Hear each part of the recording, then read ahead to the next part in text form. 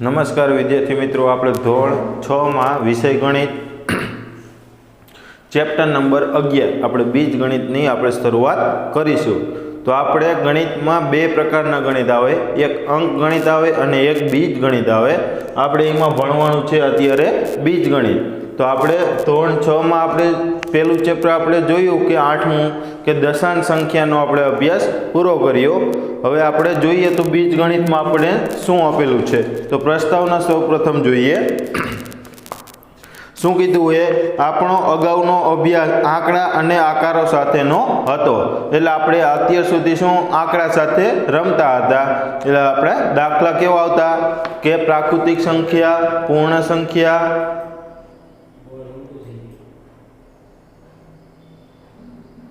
આપણે અત્યાર સુધી અભ્યાસ કરતા હતા પ્રાકૃતિક સંખ્યા, પૂર્ણ સંખ્યા, આપણે દશાંશ સંખ્યાનો આપણે અભ્યાસ કર્યો। એટલે એ આપણું થયું અંકગણિત। અત્યાર સુધી આપણે એવો અભ્યાસ કર્યો હતો।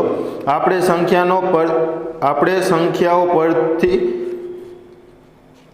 સંખ્યાઓ પરની ક્રિયાઓ અને તેના ગુણધર્મો વિશે શીખ્યા। આપણે આંકડાઓના જ્ઞાનનો ઉપયોગ રોજિંદા જીવનમાં કર્યો। ગણિતની એવી શાખા જેમાં આંકડાઓનો અભ્યાસ કરવામાં આવે તેને અંકગણિત કહેવાય છે। આપણે 2 અને 3 પરિમાણવાળી આકૃતિઓ અને તેના ગુણધર્મો વિશે શીખ્યા। ગણિતની એવી શાખા કે જેમાં આકારોનો ઉપયોગ કરવામાં આવે તેને ભૂમિતિ કહેવાય છે। હવે આપણે ગણિતની બીજી શાખાના અભ્યાસની શરૂઆત કરીશું જેને બીજગણિત કહેવામાં આવે છે। એટલે એને ઇંગ્લિશમાં કહેવાય એલ્જીબ્રા। આ નવી શાખાની વિશેષતા એ છે કે જેમાં આપણે અક્ષરોનો ઉપયોગ આપણને નિયમ અને સૂત્રોને સામાન્ય સ્વરૂપે દર્શાવવામાં પરવાનગી આપે છે। આપણે કોઈ પણ સંખ્યા વિશે વાત કરી શકીએ, માત્ર ચોક્કસ સંખ્યા માટે નહીં। આપણે આને કઈ રીતે ત્રિપરિમાણમાં આપણે ઉપયોગ કરીએ તો એને ભૂમિતિ કહેવાય। આપણે હવે શું કીધું એના પછી કોઈ પણ અજ્ઞાત સંખ્યા માટે દર્શાવી શકાય છે। તો આ અજ્ઞાત સંખ્યા નક્કી કરવાની પદ્ધતિ શીખીને આપણે એવા સમર્થ ઉપકરણને વિકસાવી આપણા રોજિંદા જીવનમાં કોયડા અને ઘણા પ્રશ્નોનો ઉકેલ લાવી શકીએ છીએ। આ અક્ષર અંકોની જગ્યાએ વાપરવામાં આવે છે, તેટલા માટે સંખ્યાઓની જેમ ક્રિયાઓ પણ અક્ષર પર કરી શકાય છે। આ આપણને બીજગણિતીય અભિવ્યક્તિ અને તેના ગુણધર્મો તરફ દોરી જાય છે। તો આપણે જે અભ્યાસ કરવાનો છે અત્યારે તે આપણે હવે જોઈએ। તમે બીજગણિતને રસપ્રદ અને ઉપયોગી જોશો। તે સમસ્યા ઉકેલવામાં ખૂબ જ ઉપયોગી છે। ચાલો એક સાદા ઉદાહરણ સાથે આપણે પ્રયત્ન કરીએ। તો પહેલું આપ્યું છે મેચસ્ટિક પેટર્ન। મેચસ્ટિક પેટર્ન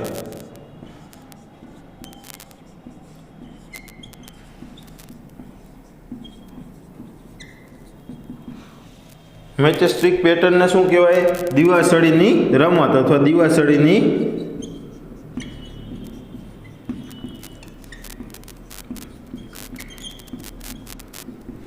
તો દિવાસળીની રમતમાં આપણને શું આપેલું છે?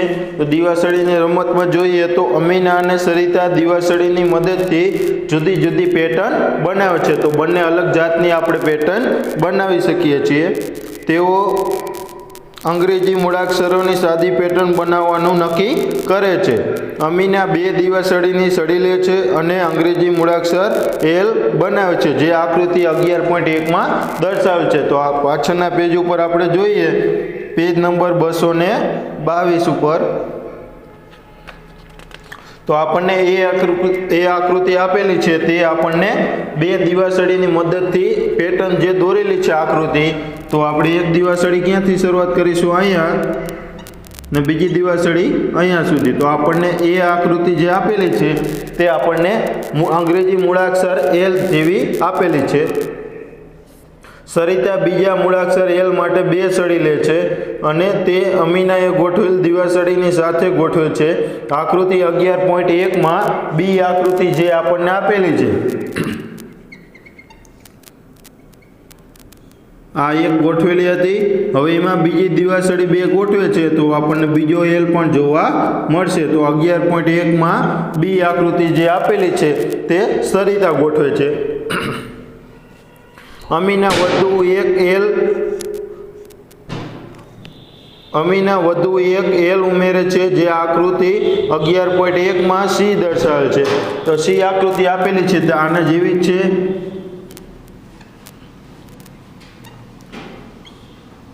આ 2 દિવસડી આપણને આપેલી હતી,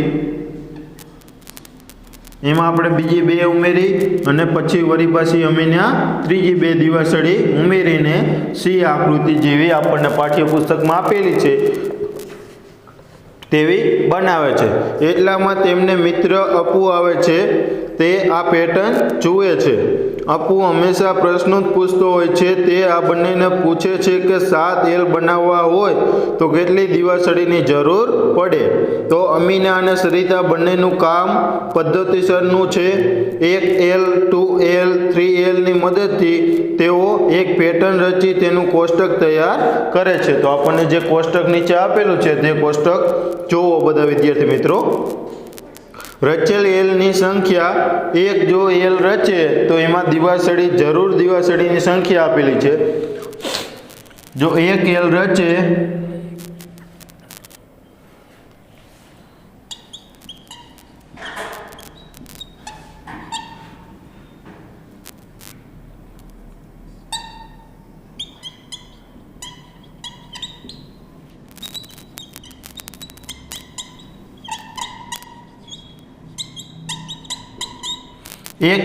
તો દિવાસળીની કેટલી જરૂર પડે?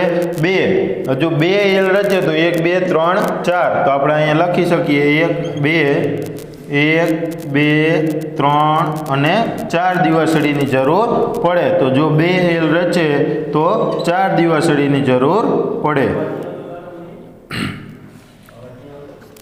જો 3 એલ રચે તો આપણને આપેલા છે અહીંયા 1 2 3 4 5 6. તો આપણે 3 એલ રચે છે અહીંયા 1 એલ 2 એલ અને 3 એલ. તો આપણને જેટલા એલ આપણને આપેલા હોય એની આપણને ડબલ દિવાસળીની જરૂર પડે. તો 4 હોય તો 8, 5 હોય તો 10, પછી 6 હોય તો 12, 7 હોય તો 14. એવી રીતે આગળ વધતા જવાનું છે. 8 હોય તો 16.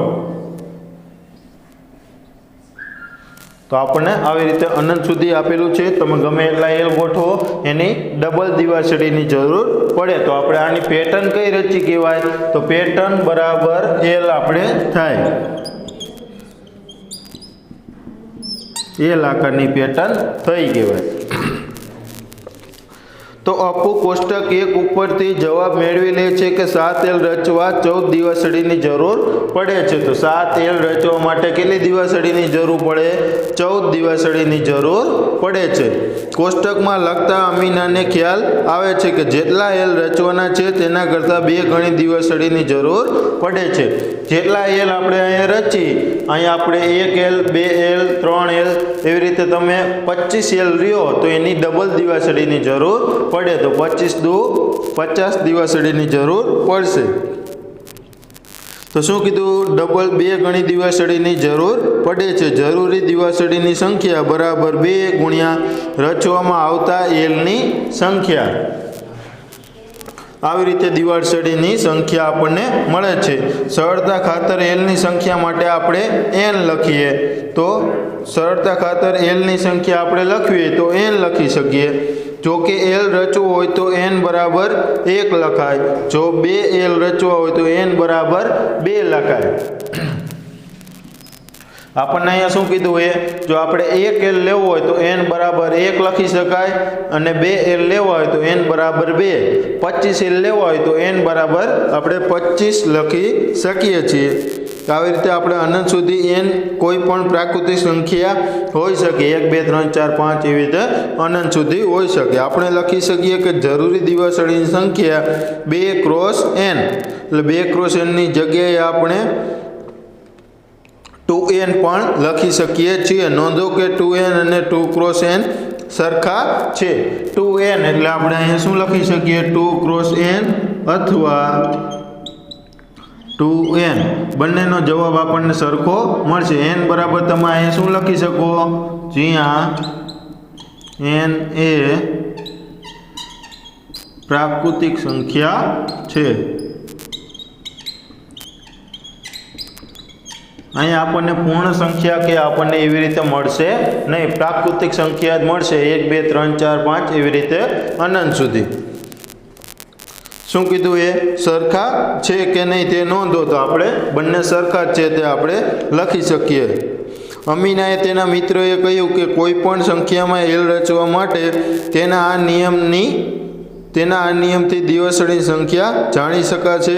તો n બરાબર 1 લ્યો તો દિવાસળીની સંખ્યા કેટલી મળશે, અહીંયા n બરાબર 1 લ્યો તો 2 ગુણ્યા 1 બરાબર આપણને જવાબ 2 મળશે। અહીંયા પણ આપણે 2 કૌંસમાં 1 લ્યો તો આપણને જવાબ કેટલો મળશે, 2 જ જવાબ મળે છે બંનેમાં। જો 2 લ્યો તો 2 દૂને 4 થશે। તો દિવાસળીની સંખ્યા આપણને સચોટ આપણને સંખ્યા આપણને મળે છે। 2 લ્યો, n બરાબર આપણે અહીંયા લખીએ તો l ની સંખ્યા, અથવા n બરાબર 1 2 3 4 એવી રીતે અનંત સુધી તમે લઈ શકો છો। હવે આ કોષ્ટક 1 માં દર્શાવેલ અંકો પ્રમાણે જ છે। આ સંખ્યા કોષ્ટક 1 માં જે આપેલું છે એવી રીતે આપણે આને લખી શકીએ છીએ। એના પછી પાછળના પેજે આપેલું 223 પેજ ઉપર સરિતાએ કહ્યું, આ નિયમ ખૂબ જ મહત્વનો છે। આ નિયમનો ઉપયોગ કરી કદાચ 100 એલને આપણે દિવાસળી રચવા હોય તો પણ આપણે કહી શકીએ કે કેટલા દિવાસળીની જરૂર પડે। તો આપણે શું કરવાનું, અહીંયા 2 × n ની જગ્યાએ અહીંયા આપણે શું લેવાના, 2 ગુણ્યા 100 તો દિવાસળીની જરૂર કેટલી પડશે, 200 દિવાસળીની જરૂર પડે। જો આપણે આ નિયમ આપણે શું કહેવાય, 2 × n અથવા 2n બંને સાચા છે નિયમ। તો આ નિયમ આપણે બનાવ્યો તો તે આપણો મહત્વપૂર્ણ કહેવાય। તો આ નિયમ જાણીએ તો મારે પેટર્ન કે કોષ્ટક બનાવવાની જરૂર નથી। તમે સરિતા સાથે સહમત છો? તો આપણે આના માટે કોષ્ટક આપણે બનાવવું પડતું નથી। એના પછી ચલનો વિચાર આપણે ભણીએ।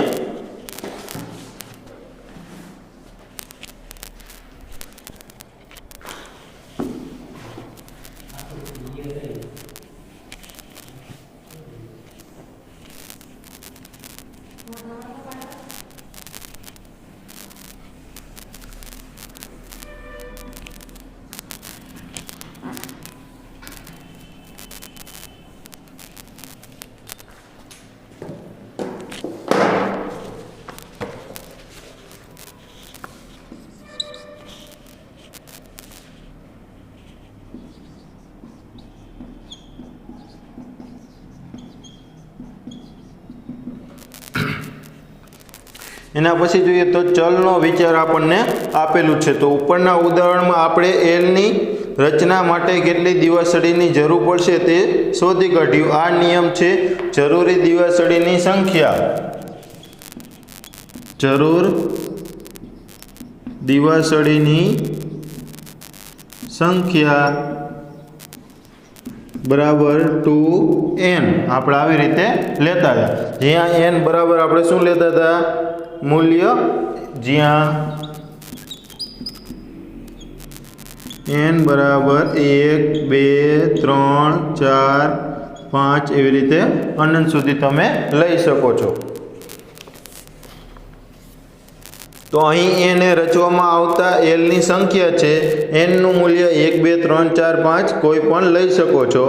ચાલો કોષ્ટક 1 ફરીથી જોઈએ। કોષ્ટકમાં n નું મૂલ્ય સતત બદલાતું વધતું જાય છે। તો આપણે પરિણામે દિવાસળીની સંખ્યા પણ બદલાતી જાય। અહીંયા જો આપણે n ની સંખ્યા આપણે બદલાવીએ, જ્યાં આપણે દિવાસળીની સંખ્યા પણ આપણને બદલાશે। n એ ચલનું ઉદાહરણ છે જેની કિંમત ચોક્કસ નથી, તેની કોઈ પણ કિંમત 1 2 3 4 પણ આપણે લઈ શકીએ છીએ। તો ચલ n નો ઉપયોગ કરી આપણે જરૂરી દિવાસળીની સંખ્યાનો નિયમ લખ્યો કહેવાય। ચલ શબ્દનો અર્થ થાય છે કે કંઈક બદલાય છે। ચલ હોય તે એક સમાન આપણને રહેતો નથી, થોડા સમય આપણે એને બદલવો પડે છે। તો આપણને દિવાસળીની સંખ્યા પણ આપણને બદલાય છે। ચલનો અર્થ એ થાય છે જે કંઈક બદલાય છે। જ્યાં આપણે n બરાબર 1 લઈ શકીએ, 4 લઈ શકો, તમે 10 લઈ શકો, તે આપણે એને ચલ કહેવાય। આ બે રહ્યા એ આપણે ચોક્કસ બેના બે જ રહેશે। એનની સંખ્યા આપણને અહીંયા બદલાવવામાં આવશે। ચલની કિંમત ચોક્કસ હોતી નથી, તે જુદી જુદી કિંમત ધારણ કરી શકે છે। અહીંયા અત્યારે આપણે કીધું એવી રીતે કે એનની કિંમત આપણે કોઈ પણ લઈ શકીએ છીએ। ચલ વિશે વધુ અભ્યાસ કરવા માટે મેચેસ્ટિક પેટર્નનું બીજું ઉદાહરણ આપણે જોઈ લઈએ। તો શું આપેલું એ વધુ મેચેસ્ટિક પેટર્ન આપેલી છે।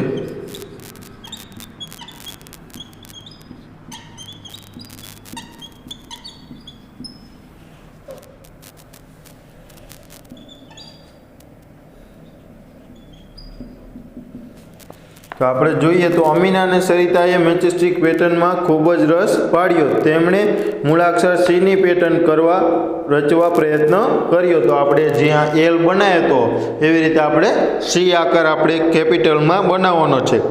તો આપણે શું કીધું હોય, એક સી રચવા તેમણે 3 દિવાસળીનો ઉપયોગ કર્યો, જે 11.2 એની આકૃતિમાં છે। તો આપણે જોઈએ તો એક દિવાસળી આવી રીતે,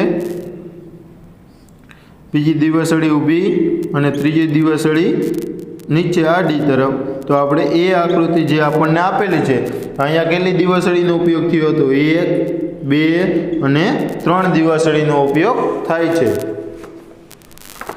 તે આકૃતિ આપણને આપેલી છે। સીની પેટર્ન રચવા માટે જરૂરી દિવાસળીની સંખ્યાનું કોષ્ટક નીચે પ્રમાણે છે। તો આપણે જોઈએ તો બી આકૃતિ આપેલી છે, તો 1,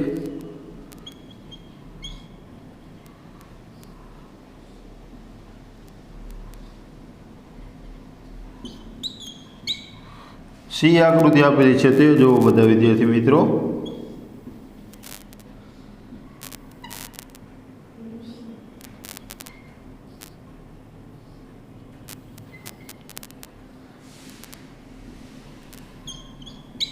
તો કેટલી દિવાસળીની જરૂર પડે છે, તે 1, 2, 3, 4, 5 અને 6 દિવાસળીની જરૂર પડી। આમાં જ કેટલી જરૂર પડે, તો 1, 2, 3, 4, 5, તમે દિવાસળી કોઈ પણ રીતે ગણી શકો છો, પણ એકે બાકી રહી જવી જોઈએ નહીં। 7, 8 અને 9। તો આપણે 1, 2, 3, 4, 5, 6 એવી રીતે સી આકૃતિ આપેલી છે। એવી રીતે આગળ તમે ડી આકૃતિ પણ તમે દોરી શકો છો, એવી રીતે ઈ આકૃતિ પણ તમે દોરી શકો છો।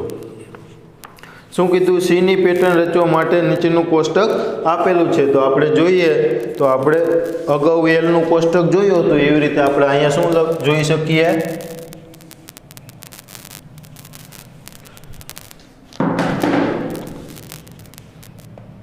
તો આપણે રચેલ સીની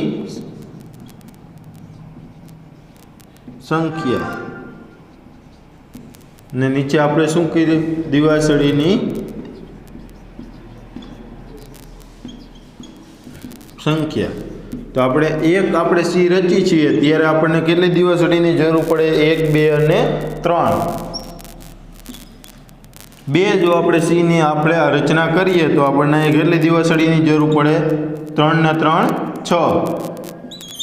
3 જો આપણે બનાવી સી આકાર તો આપણને 9 દિવાસળીની જરૂર પડે છે। તો આ થયું આપણું કોષ્ટક। એવી રીતે આગળ 4 લખો, 5 લખો, તો આપણે એને કેટલા વડે 3 દિવાસળી વધારતી જવાની। તો 4 માં 12, અહીંયા 5 માં 15, 6 માં 18 દિવાસળીની જરૂર પડે। તો આપણે અહીંયા પેટર્ન બનાવી શકીએ છીએ। તો પાછળના પેજે બધા વિદ્યાર્થી મિત્રો જોશે 224 કોષ્ટકમાં આપેલ ખાલી જગ્યા તમે પૂર્ણ કરી શકશો। સરિતા નિયમ લઈને આવે છે, જરૂરી દિવાસળીની સંખ્યા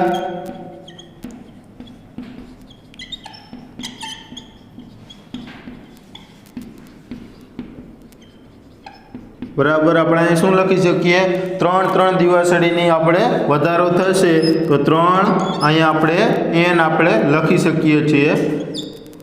તો આપણે અહીંયા શું થશે, એક મૂકો તો આપણે અહીંયા કેટલી એક સી આકાર બનાવવો હોય તો n બરાબર આપણે સી આકાર રચેલ સીની સંખ્યા લખવાની છે।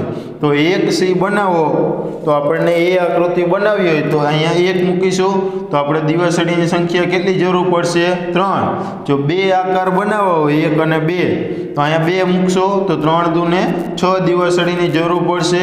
જો 3 સી આકાર બનાવવો હોય તો અહીં 3 મૂકવા પડશે। n બરાબર 3 મૂકો તો 3 તરી 9 તો આપણે જોઈએ તો 3 કૌંસમાં 3 તરી કેટલા થશે 9 આપણને દિવાસળીની જરૂર પડશે। એવી રીતે આપણે જરૂરી દિવાસળીની સંખ્યા નિયમ આપણો કયો બને છે 3n।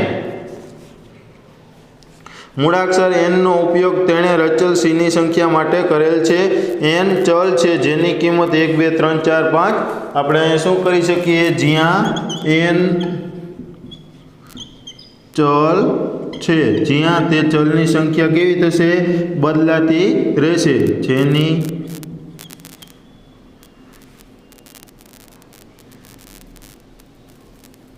જેની કિંમત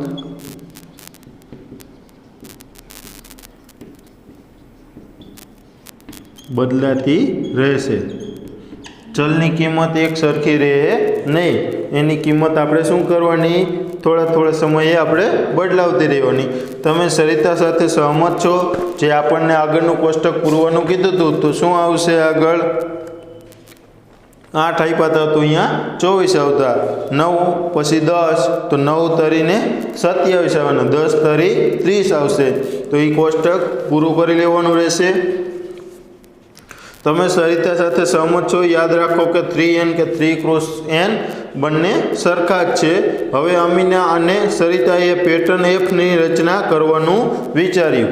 એફ જો પેટર્ન બટ કરવી હોય તો તમારે વધારે દિવાસળીની જરૂર પડે। તો આપણે એફ પેટર્ન જોઈએ તો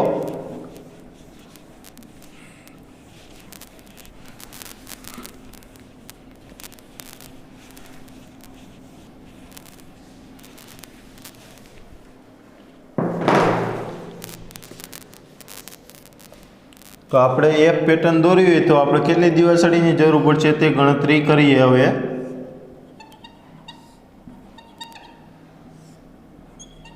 તો 1 2 3 4 આપણે કેટલી દિવાસળીની જરૂર પડે 2 આડી દિવાસળી અને 2 ઊભી દિવાસળી। તો આપણને એ આકૃતિ જે આપેલી છે તે પ્રમાણે આપણે દોરી લઈએ।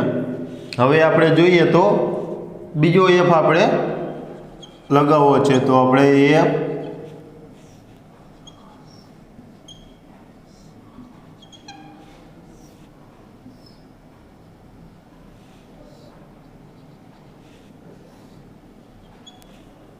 તો આ બીજો એફ આપણે લગાવ્યો કહેવાય।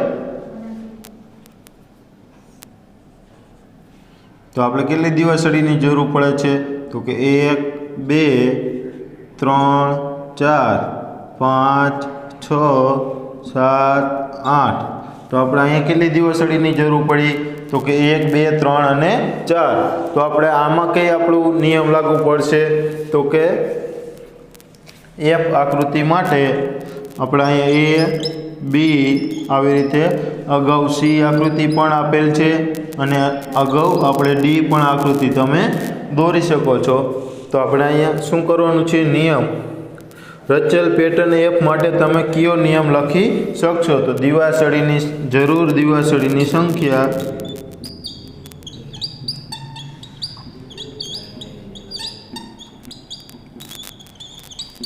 તો આપણે ત્યાં સી આકૃતિ પણ દોરી લઈએ।